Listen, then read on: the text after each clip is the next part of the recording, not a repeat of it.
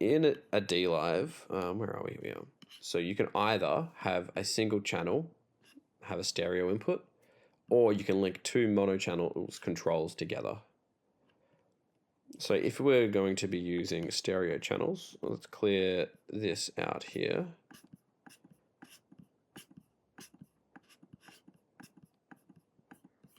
And we're going to go into mix rack, and then in config, input stereos, and let's pick from 65 onwards. I'm going to go 6 channels to mimic our tracks. You'll have to think for a little bit. Come back to surface, channel 65 onwards, block select, and I'm going to drag these down. The advantage of having stereo channels like this is that all of your processing is done on one channel, and it's a standard stereo channel by default is panned out. Your first channel fully left, your second channel fully right.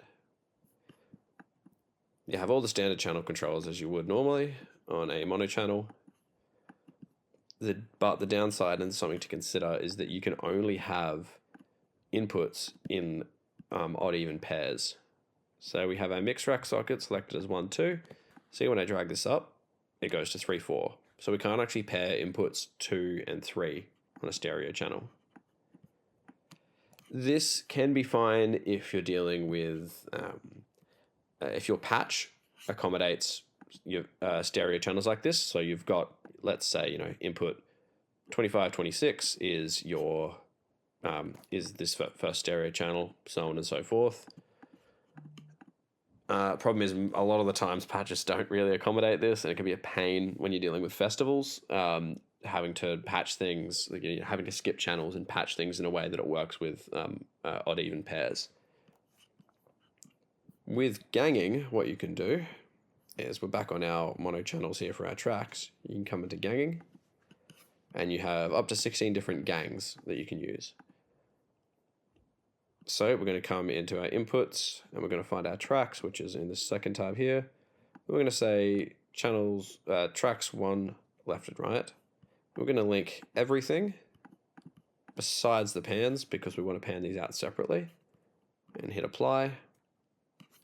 And we'll do this for the next channels as well. And we'll just leave that there for now. What this means is that the faders here are now linked. And you see from 3 onwards I haven't ganged, and so only 1 will move.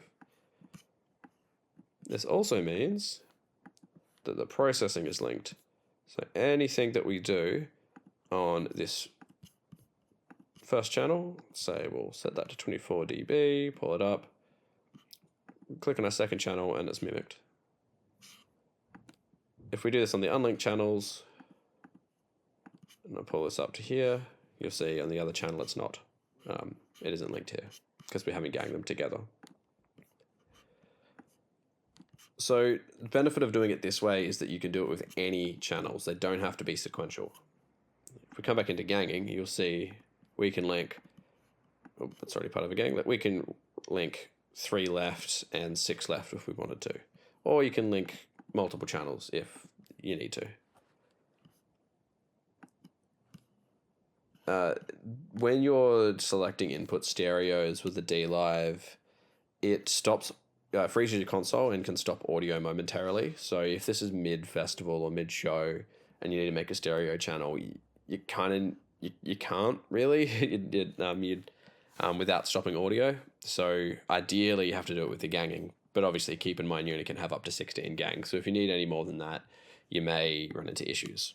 But that's where appropriate preparation comes into play. I generally do most of my channels as gangs rather than stereo, though, unless it happens to work out that I can use a stereo channel for keys or something like that. Another benefit of doing the tracks with, stereo channels with ganging instead of the actual setting it as a stereo channel is that I can get rid of the right-hand channel of these. And when I do this, let's pull it the whole way up. Now we're going to bring tracks 1 right back in. Oh, look, it's still there. It follows. So you can actually just entirely get rid of that channel. And we can do that for all of these. And now we only have 6 channels in the same way that you would if you had a stereo channel. Like this. You can see that's a stereo channel with 1 fader. Has ST at the top. Stereo input. And now this is also 1 fader here. That's another reason I prefer ganging, is we can do things this way, where you can just get rid of the right channel, because I don't need it in front of me unless there's separate processing, and you haven't got everything. You can unlink your parametric EQ and then treat the left and right sides differently if you so please.